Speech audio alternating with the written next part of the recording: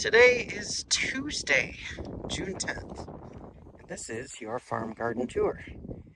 Took some time off work to try and finish up in the garden because there's been a lot going on. We still had replacement tomatoes to plant, we had most of our brassicas to plant, and there's still some things that we weren't able to accomplish even with 2 days off of work and a full weekend. So we're getting there though.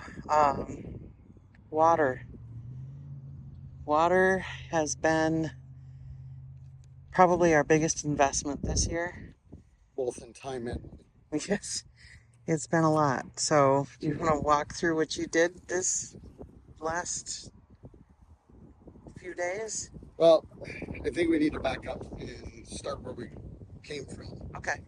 So, green hose here is just buried about 4 inches under the soil. Goes over to our well. Goes over the well. That's how we've been watering this garden since 1941. Really, I mean, the well has always been in that spot because that's where the milk house was. That's where they irrigated anything that they were doing in your grandparents, Ross and Marie, who started this whole thing.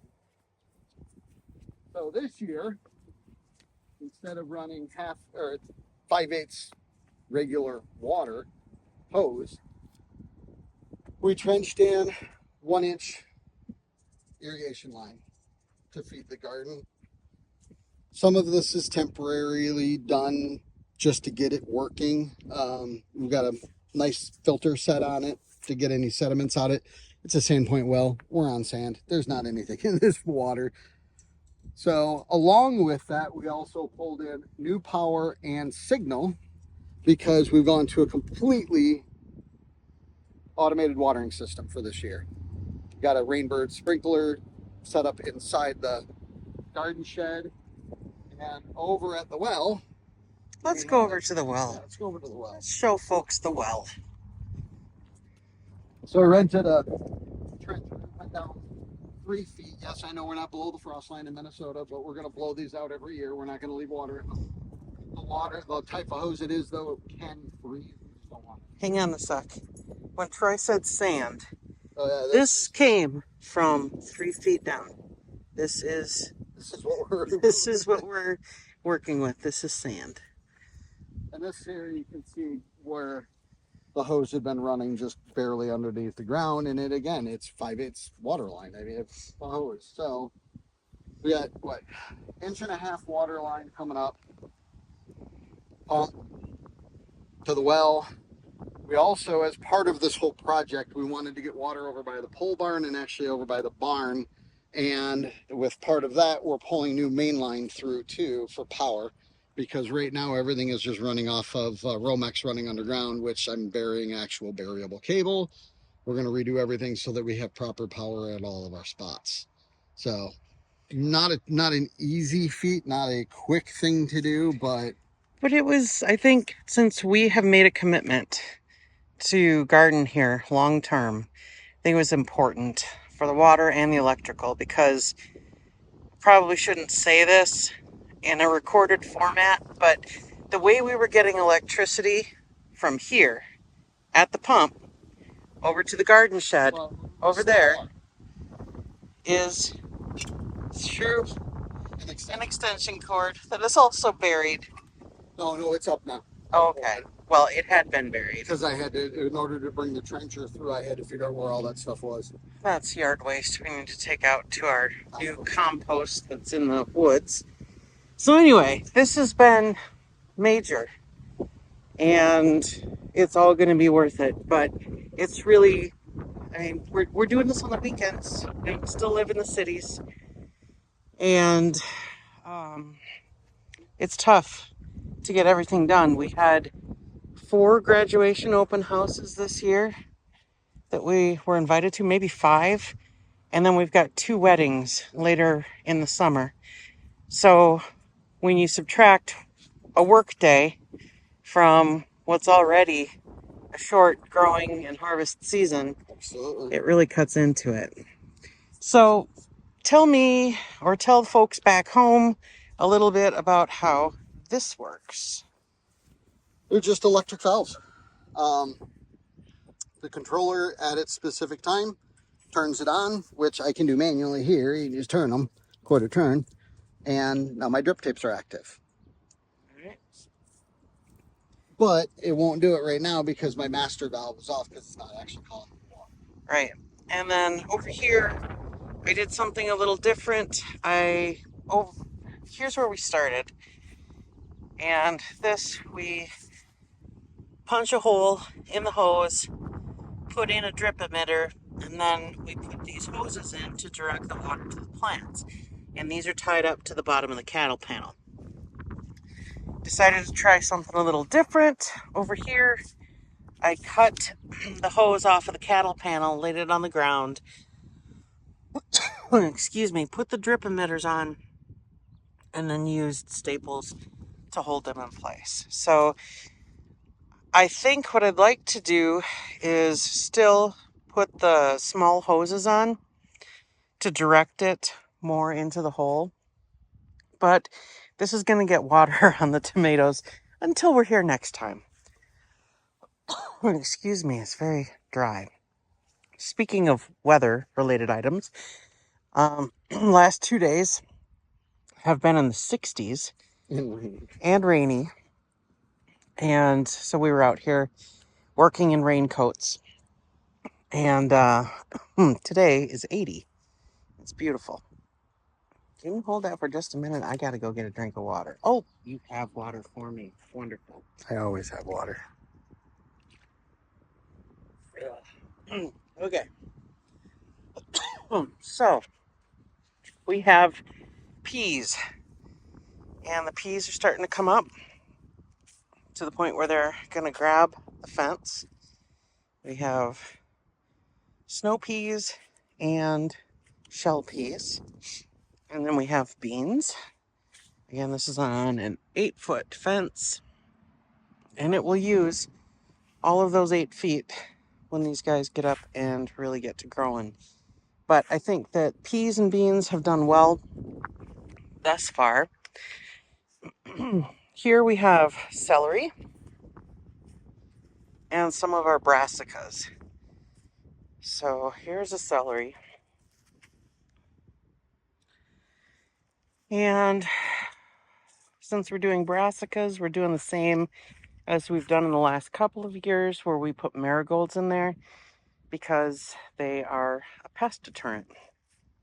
So there's some cabbage in here. I mean, some of these are looking pretty darn good.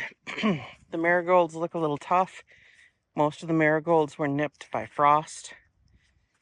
So there is a lot of cabbage. And there's some Brussels sprouts in here.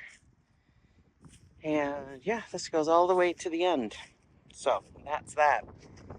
Then in these blank tarps here, we have nothing at this point because we didn't get to the point of being able to plant the melons and the pumpkins and stuff like that.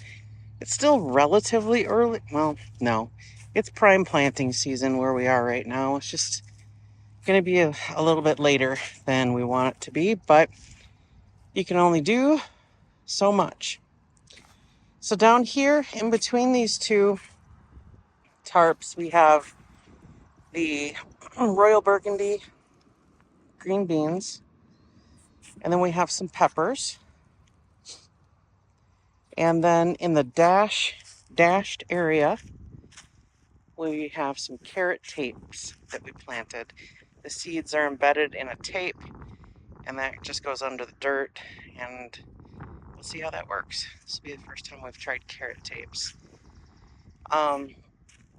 After the peppers, we've got more brassicas, so more broccoli and Brussels sprouts and things of that nature. The reason I put the peppers down here on the end is that last year, what we noticed is when the field went into flower, it's being grown for hay.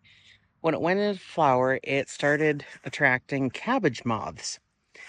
And those are the guys that wreak havoc on your cabbages, your broccoli, your Brussels sprouts.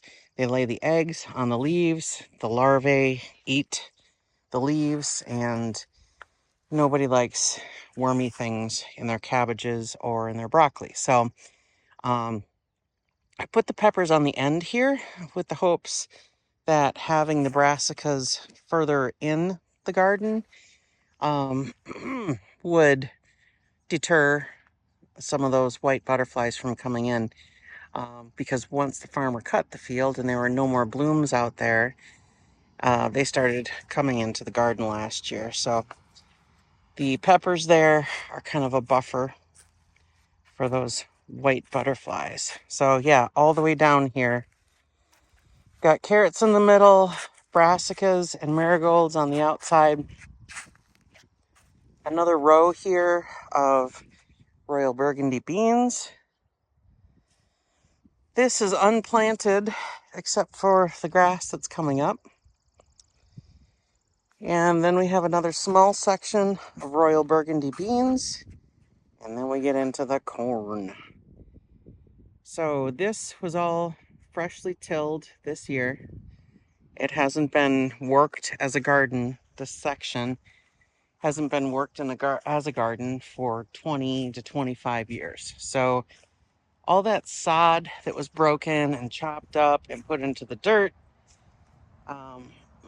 is going to be great for adding organics into the soil as soon as the grass stops wanting to germinate. So similar to what we experienced in this original 70 by 70 area, we're going to have to battle the grass for a couple of years. But it is what it is. So Troy rototilled down the rows of corn. It's coming pretty well. This is the dent corn up here. Dent corn, if you pick it young, you can eat it like sweet corn. Otherwise, it's typically allowed to dry on the stalk and ground for cornmeal and corn flour and things of that nature. Then we've got a couple other varieties of corn in here, another sweet corn variety. We have popcorn in here. And then at the very end, we have something called bodacious, which is a very sweet corn, but the seed was older, like a few years old. So the germination on that was somewhat spotty, but it's great corn. So we'll see what it does. Actually, this is the bodacious right here. So yes, very spotty. But what I noticed is even over here, the grass isn't as fast to grow as it is over there. So could be a nutrient thing, could be just that we had older seed that had a lower germination rate. And then we have our potatoes. They are doing well. They look kind of spotty right now, but we kind of looked in between the plants where there's gaps, and it seems that there's still some that are just now poking up above the dirt. So, yeah, potatoes are coming. Knock on wood. I'm not seeing anything chewing on the leaves yet. I'm not going to say the word, but we'll see what happens. Hopefully we don't have an infestation like we have in years past. And then we've got a single tilled row up here that I'm going to plant sunflowers in so that we have a nice wall of sunflowers here on the north end of the garden. So that is about it for your farm garden tour for this week. Yeah, we've spent pretty much 4 days straight out here working, and we're ready to go home and take a nap. But it's back to work tomorrow, and then we'll be back up for the weekend next weekend. So stay tuned. We will show you more soon. Oh, look, here's the choke cherries. We're going to have a bumper crop this year. Hopefully, we'll get an opportunity to do something with them. But Choke cherries. Choke cherries. All right. So until next time, take care.